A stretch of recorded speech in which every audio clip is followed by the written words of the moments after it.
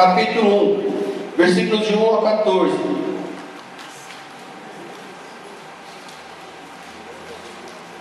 Vou ser um pouco rápido.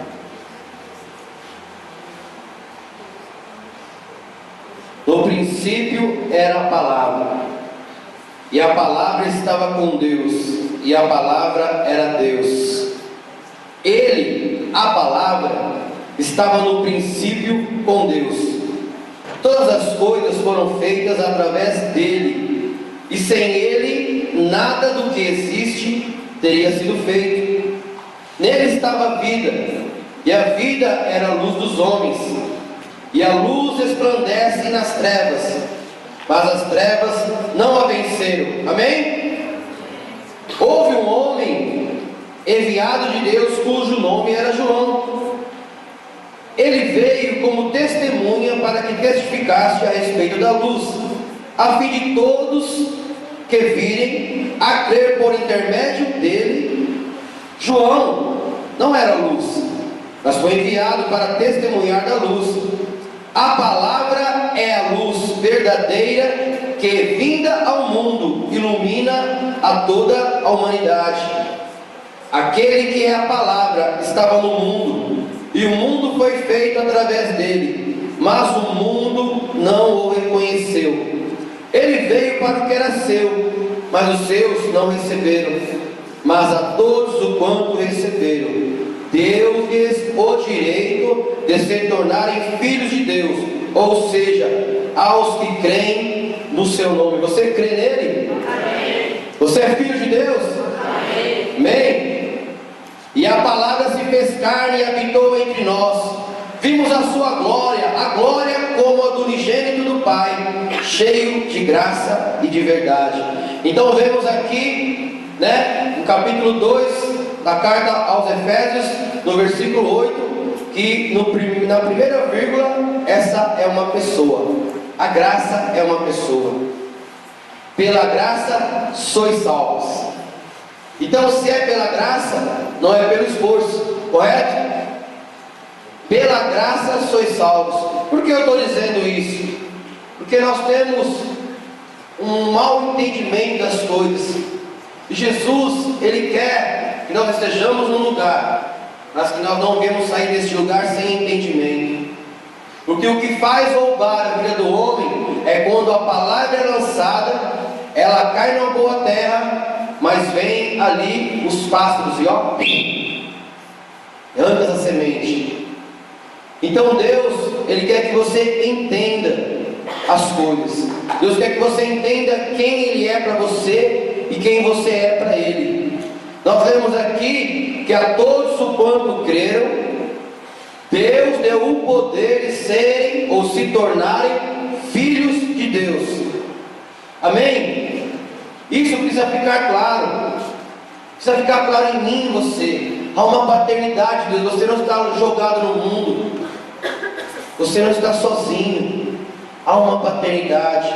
E você precisa entender isso. Que na paternidade de Deus há cuidado. Na paternidade de Deus há paz.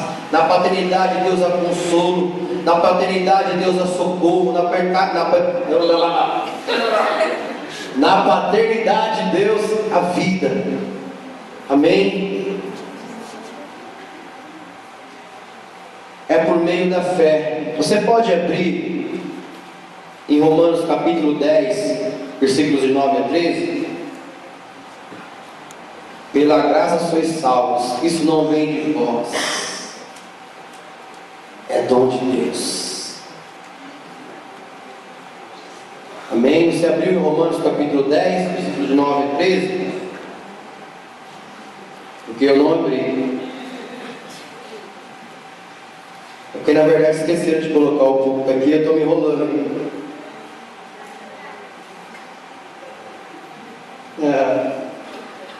Romanos capítulo 10, versículos de 9 a 13, amém? Vamos lá? Presta atenção nisso, gente, isso é muito importante.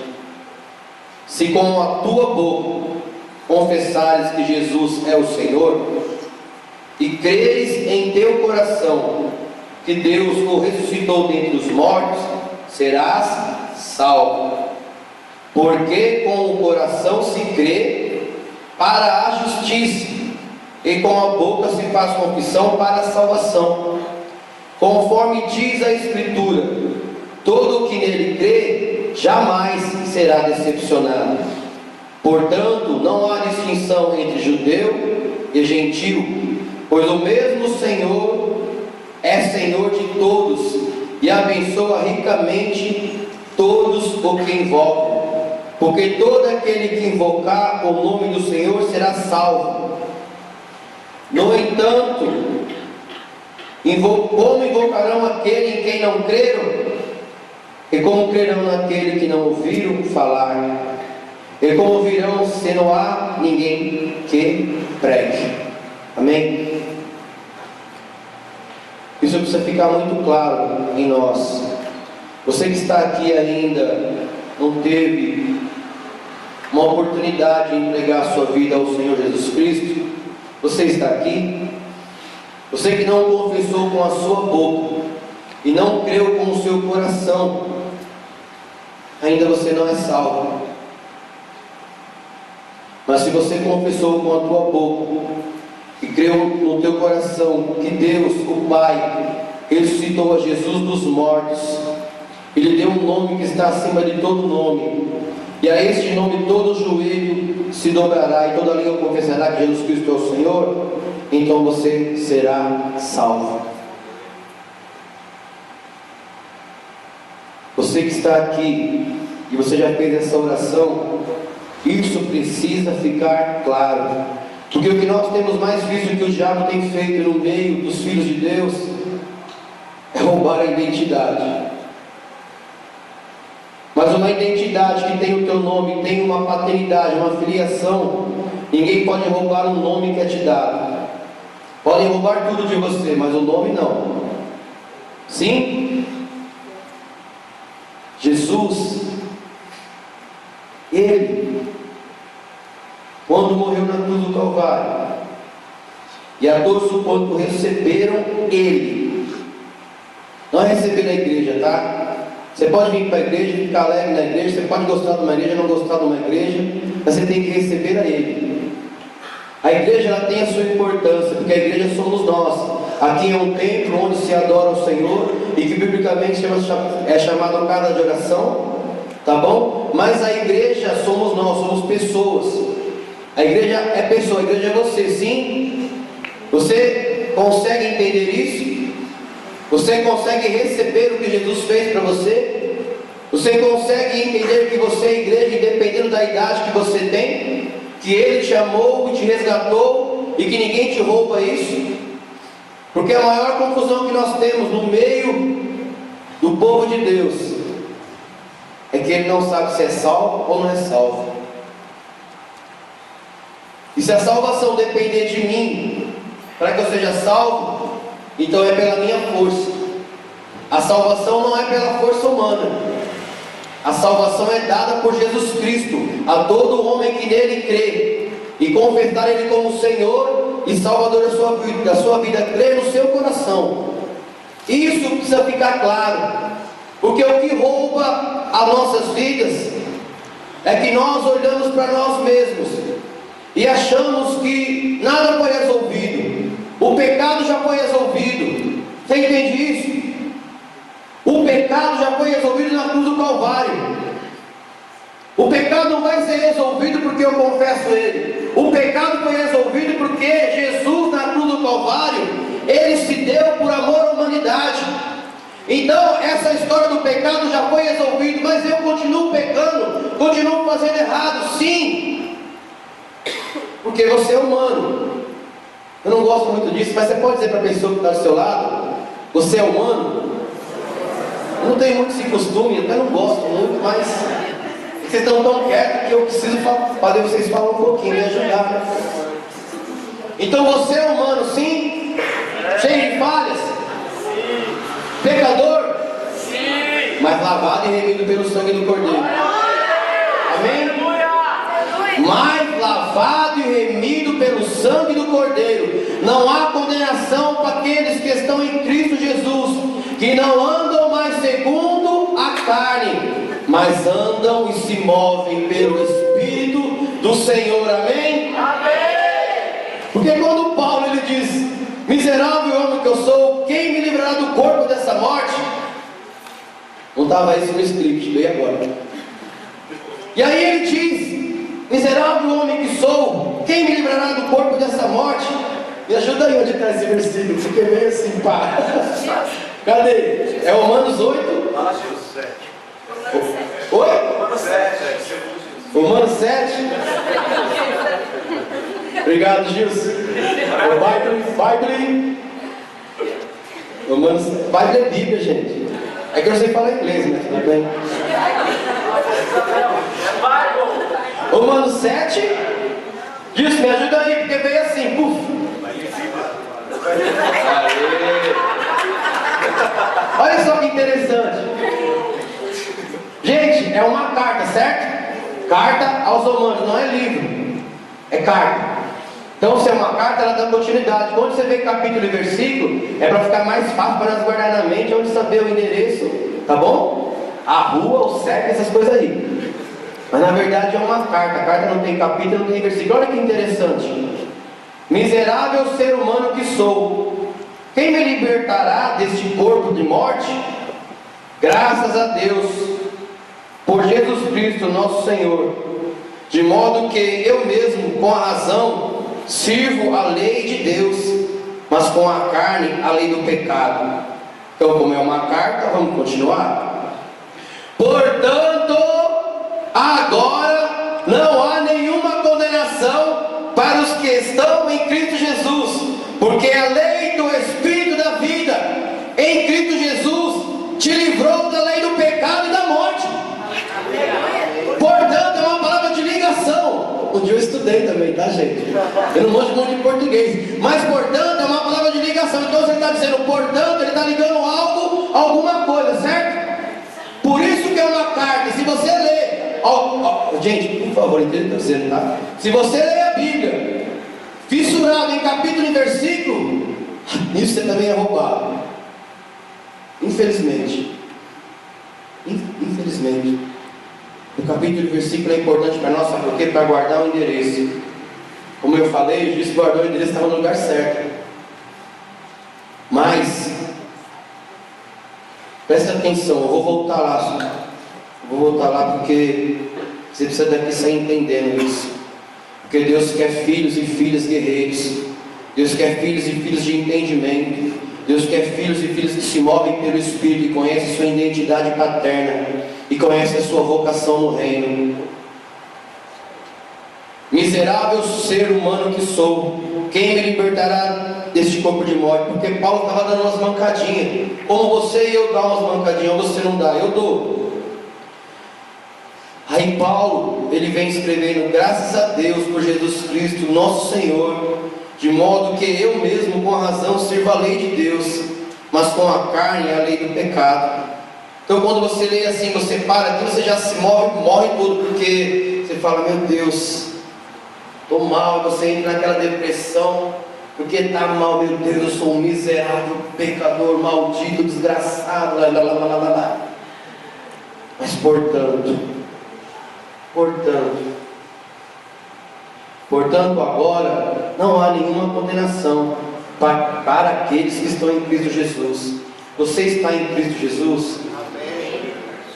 Gente, isso é tão sério, porque Mateus capítulo 4 diz que Jesus foi tentado pelo diabo no deserto, e o diabo tentou ludibriar Jesus na mente.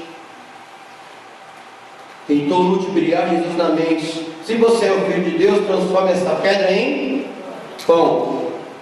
Se você é o Filho de Deus, Jesus precisava debater com ele para dizer que ele era o Filho de Deus, sabendo que Jesus tinha certeza de quem ele é. Você tem certeza de quem você é? Alguns relatos que estão na palavra de Deus nos servem para nos mostrar muitas coisas. Em Mateus capítulo 4 mostra a artimanha do diabo de uma manipulação ou de uma ilusão, porque o único onipotente, onipresente, onisciente é o nosso Deus. Se o diabo teve poder de transportar transportar Jesus para o monte, fica uma dúvida, sim ou não? Fica uma dúvida, porque ele não tem esse poder, ele não é onipresente, não é onipotente e não é onisciente. Se ele transporta Jesus de um lugar para o outro e mostra os reinos, é porque ele trouxe uma ilusão na mente do Senhor Jesus Cristo. Mas mesmo diante de uma ilusão, ele tinha a certeza de quem ele era. Você tem a certeza de quem você é? Porque, gente, opressão e possessão são duas coisas diferentes, e que nós como igreja muitas vezes erramos nisso, e muitas vezes vamos orar pelas pessoas, que uma pessoa está opressa, ficamos expulsando o demônio dela, ela não entende, ela não conhece isso, e aí cai, sai com vergonha, volta para casa, o diabo começa a falar o que para ela? Você está endemoniada. E opressão não é possessão. Opressão todos nós sentimos, ataque na mente. Porque se o diabo teve a cara de pau de atacar Jesus na mente, você acha que ele vai atacar a mim e você? Que somos também 100 filhos. Então muitos relatos que estão na Bíblia, eles nos mostram uma verdade que precisamos nos posicionar como igreja. Porque se você pegar o ministério de Jesus, ele chama 12, mas vem mais um monte de gente atrás dele. E aí, Jesus levanta os 12 em 3 anos e meio mais ou menos. Hoje, para levantar algumas pessoas, precisa passar por muitas coisas. Por quê? Porque há situações que realmente precisam de um cuidado, de uma ajuda. Mas há umas situações que não é uma mão na sua cabeça que vai expulsar o demônio. É você se posicionar na sua identidade. É você se posicionar. Porque todos os demônios são expulsos no nome de Jesus. Amém? Sim ou não? Amém. Então, o que acontece? Porque parece uma guerra, parece que é força de poder. Porque aí vem o Gilson, vem eu, vem o Alcir, vem a Carla, vem o Paulo, vem outros, e aí o diabo não sai. E aí parece que na cabeça de quem está vendo tudo isso, parece que uns pode e outros não pode. Aliás, nem eu posso, nem eles podem, porque o que pode fazer alguma coisa é o nome de Jesus, amém? Então não se trata de pessoas, se trata dele. Então algumas coisas que o Espírito pode revelar aos seus servos, que é uma situação contrária, mas na verdade tudo isso é uma ilusão da mente, que está paralisando quem você é.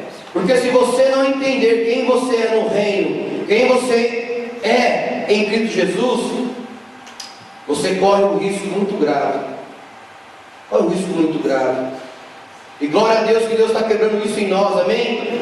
Deus está quebrando as estruturas religiosas em nós. Deus está quebrando as estruturas humanas em nós, porque nós queremos nos estruturar pela palavra.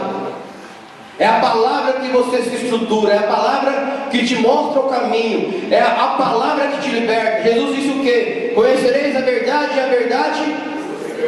Conhecereis a verdade. Vamos, gente, me ajuda a pregar em nome de Jesus. Conhecereis a verdade Isso. Quem é a verdade? Jesus. Quem é a verdade? É Jesus. Quem é a verdade? É Jesus. Então, se Jesus é a verdade, nós precisamos começar a pensar dentro do nosso coração. Dentro do nosso coração, dentro de quem nós somos. Se o diabo tem todo esse poder mesmo. Precisamos, sabe por quê? Porque nós temos mais medo do diabo do que de Deus. A verdade era para ter medo de Deus. Porque Ele pode lançar o meu corpo, o seu corpo e o corpo de qualquer um, e até o diabo e os demônios no lago de fogo, e o inferno também. Isso não vem de vós, é dom de Deus. Não se trata de nós, se trata do seu amor para com a humanidade, ou seja, todos. Abre aí rapidinho, Lucas 10, versículo 9. Eu quero que alguém se levante aí e declare essa palavra. Declare. Lucas 10, versículo 19. Levanta aí um atalaia aí para declarar essa palavra. Vamos lá, Lucas 10, versículo 9. Esse que vos dou poder para pisar em serpentes e escorpiões, e sobre toda a força do inimigo, e nada vos fará dano algum. Amém? Amém? Amém? Tem que sair daqui entendido. Entendido. Jesus te ama, sim ou não? Ele me ama, sim ou não? Sim. Você não está sozinho. Você só precisa se comportar como filho. Só precisa se comportar como filho.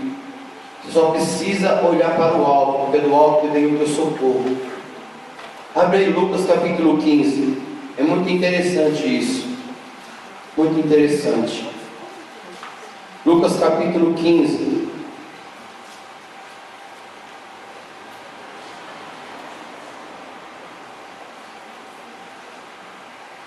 Vamos lá, gente. Lucas capítulo 15. Eu vou ler aqui para adiantar, tá? Enquanto vocês abrem. Lucas capítulo 15, versículo. Aqui, versículo 11. Lucas 15, versículo 11. E Jesus continuou: um homem tinha 2 filhos. Quantos filhos? 2. Quantos filhos? 2. E quantas pessoas tinha aqui? Quantas pessoas tinha aqui? 3. Vamos ler de novo? E Jesus continuou: um homem tinha 2 filhos. Quantas pessoas tinha aqui? 3. Vamos ver os personagens. O mais novo, ele indicou ao seu pai: dá-me a parte da herança, a que tenho direito. E consentindo o pai, repartiu sua propriedade entre eles. Não se passou muito tempo, e o filho mais novo reuniu tudo o que tinha, partindo para terras distantes, e lá esbanjou todos os seus bens, vivendo de forma irresponsável. Coincidentemente, após haver gasto tudo o que possuía, abateu-se sobre toda aquela região uma grande fome, e ele começou a passar muita necessidade. Por esse motivo foi empregar-se com um dos cidadãos daquela região, que o mandou para o campo a fim de cuidar dos porcos. Ali chegou a ter vontade de encher os estômagos com as vagens de alfarrobeira, ou arroba, sei lá, com as quais os porcos eram alimentados. No entanto, ninguém lhe dava absolutamente nada. Foi quando, caindo em si, falou consigo mesmo: quantos empregados de meu pai têm comida com fartura, e eu aqui morrendo de fome? Levantar-me-ei e tomarei o caminho de volta para o meu pai. E ao chegar lhe confessarei: Pai, pequei contra o céu e contra ti. Não sou digno mais de ser chamado teu filho. Trata-me como um dos teus trabalhadores. Primeiro filho é o que quis vazar. Primeiro filho era o mais novo, certo? E aí ele pegou a parte da herança dele e foi curtir, foi dar um rolê, mas era filho, sim ou não? Sim. Pega isso aí. Havia um homem que tinha 2 filhos. E aí ele viveu daquele jeito, mas um dia ele caiu em si. Um dia eu caí em si, um dia você caiu em si. Amém? Aí ele cai em si e ele fala assim: preciso voltar para o meu pai. E aqui, olha só a mentalidade do filho mais novo.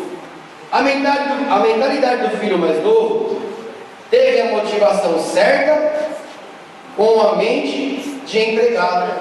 Por que ele teve a motivação certa? Porque ele caiu em si, se arrependeu e voltou para o pai, e o beijou e pediu: Pai, pequei contra os céus, pequei contra a terra e pequei contra ti.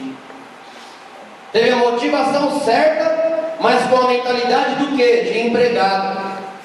E faz ser um trabalhador seu. Nem que eu possa, sabe, limpar o chão da casa, só para me estar perto de você.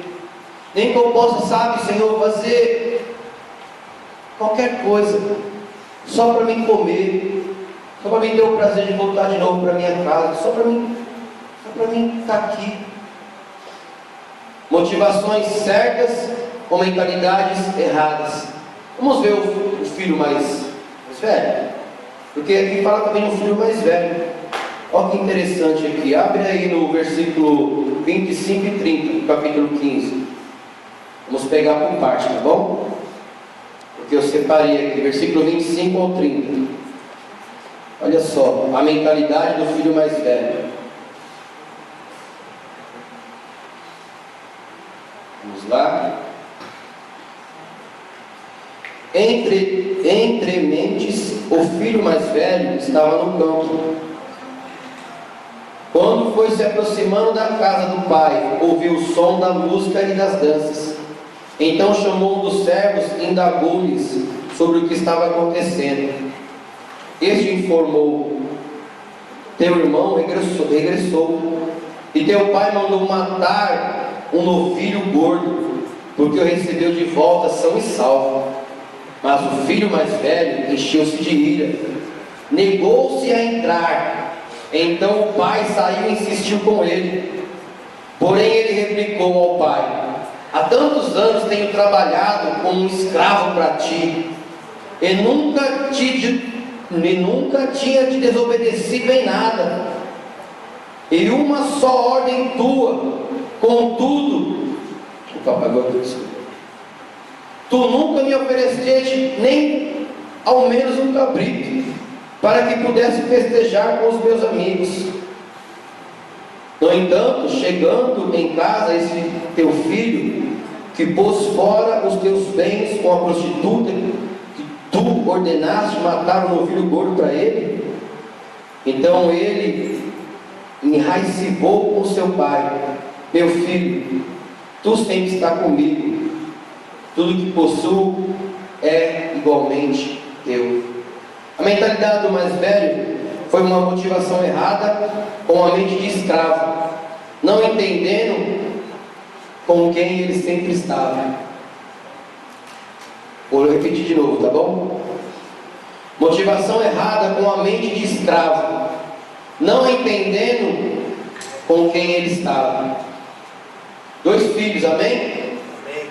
Um quis dar um rolê e o outro ficou. E aí quando o outro voltou, se irou com o pai porque ele matou um cabrito para fazer uma festa.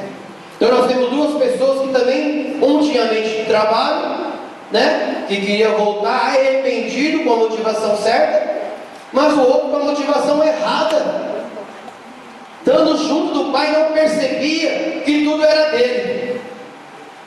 Agora vamos ver a outra mentalidade, porque a mentalidade dessa é do pai. Essa aqui, essa é a mentalidade que Deus está dando para mim e para você. Não se trata de mim e de você, amém? Eu queria que você entendesse isso. Abre aí versículo 22 e 24.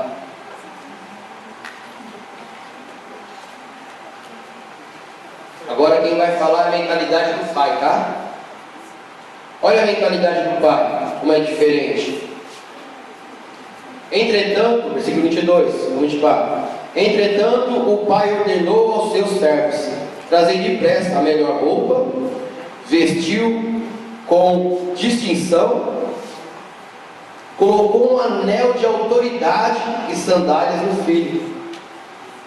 Trazei um novilho gordo e preparai, comamos, façamos uma grande festa e nos regozijemos, porquanto este meu filho estava morto e voltou à vida, estava perdido e foi encontrado. E começaram a celebrar o regresso.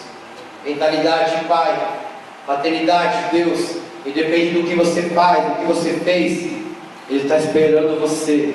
Porque ainda que você sujou um pouquinho, ainda que você caiu na lama, Ele está pronto para pedir para os servos: traga para eles uma nova roupa, coloca para ele um anel no dedo, coloca para ele uma sandália, coloca neles uma roupa distinta, porque eles são meus filhos, eles são os meus filhos, eu os amei, eu os comprei pelo meu sangue.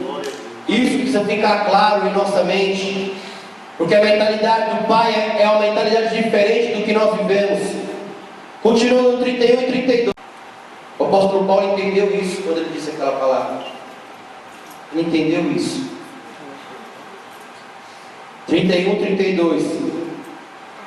A mentalidade do pai, gente.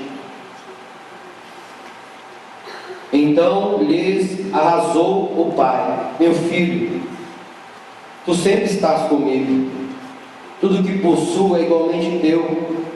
Porém nós, mentalidade de Deus, porém nós tínhamos que celebrar muito a volta deste teu irmão, regozijarmos porque ele estava morto e reviveu, estava sem esperança e foi salvo. Consegue compreender isso? Consegue deixar o Espírito falar a você quem você é? Quem você é? Porque Deus te chama pelo teu nome, a ter uma identidade, a proclamar o Evangelho do Reino, o Evangelho da paz, o Evangelho da salvação. Deus quer que você se posicione em quem você é. Há tempos que nós somos meninos e brincamos como meninos e fazemos as coisas de meninos, e não é errado ser menino, não é errado, mas é um tempo para todas as coisas. Mas é um tempo que Deus está trazendo para nós, indiferentemente de idade, ou seja, de 10, de 11, de 12, de 13 anos, que estão entendendo quem eles são no reino de Deus, estão entendendo a sua paternidade, estão entendendo o seu chamado, que não é por aquilo que você fez no passado, porque Jesus morreu por todos os pecados da humanidade, e por todos aqueles que eu vou cometer e o que você vai cometer. Então temos que ter a motivação certa, sim, se arrependermos, dizer: Pai, pequei. E o apóstolo João, na primeira carta, ele diz: filhinhos, não pequeis, mas se pequeis, nós temos advogado. Vocês têm um advogado que rogará ao Pai a favor de vocês. Sabe quando nós lemos que não há condenação para aqueles que estão em Cristo Jesus? É isso que se trata. Mentalidade de reino, mentalidade de Deus, mentalidade de filho, se posicionar como você é. Deus não quer que você seja como Ele, porque você é como você é. Ai, Deus não quer que você seja como Ele? Não. Deus quer que você seja você nele. Deus quer que você seja Pai, para que eles sejam um em nós, assim como eu sou um nele. Um nele. Você um nele. Seja um nele. Seja você nele. Glória a Deus. Você tem um nome para ser nele. Não igual a ele, porque você vai morrer na cruz. Você vai carregar a sua cruz, mas morrer na cruz não. As situações adversas que acontecem comigo e com você não são para a morte, não são para alinhar a gente, para colocar a coluna no lugar. Nem a morte, nem a tribulação, nem a espada pode nos separar do amor de Deus que está em Cristo Jesus, que nos amou primeiro. Amém? Você entende isso? Nada pode nos separar desse amor. A tribulação, as circunstâncias que você está passando, as lutas que você está passando, é só para você chegar mais perto dele. É só para você falar assim: Deus, eu não estou aguentando. Ele fala: eu sei, eu estou te torrendo, estou te torcendo, porque eu quero arrancar mais de você. Quando Deus permite uma situação difícil, não é para a morte, é para que você se achegue mais perto dele, é para que você esteja mais perto dele. Porque não é verdade, quando acontece alguma coisa difícil, a gente não fica: ai Deus, ai Deus. Mentalidade de filho é mentalidade de saber que Deus não tem condenação para aqueles que estão em Cristo Jesus. Consegue entender isso? Quando alguém põe o dedo na sua cara ou fala que você está precisando disso, está precisando daquilo, e você precisa ser liberto, eu quero dizer uma coisa para você: eu preciso ser liberto. Quem precisa ser liberto aqui? Então você faz parte, porque a Bíblia diz que todos nós somos libertos a cada dia por Ele. Todos nós temos alguma coisinha em nós que não está certo. Agora, quando prendem você, quando declaram a você que você precisa de libertação e você não cresce, tem alguma coisa errada. Tem alguma coisa errada. E Deus quer libertar mentes cativas nesta noite. Deus quer fazer que você flua nele, que você, esse microfone não é só para mim, Aliás, o microfone nem muito interessa. O que importa é que você pregue a palavra lá fora, que eu pregue a palavra lá fora. Sabe? Isso aqui, ó, não tem poder algum, mas para alguns tem um poder tremendo. Não vê a hora de catar esse negócio aqui. Mas o que Deus quer que você entenda, que você pode ser quem você é nele. Você foi chamado para uma comissão. Sabe por que eu digo isso, gente? Porque, cara, se Jesus viesse hoje, ele não vai vir hoje, porque se ele vier, a história é outra. Mas se Jesus viesse naquela época e nós fizéssemos parte daquela época, eu não sei se tem mais de 70 aqui.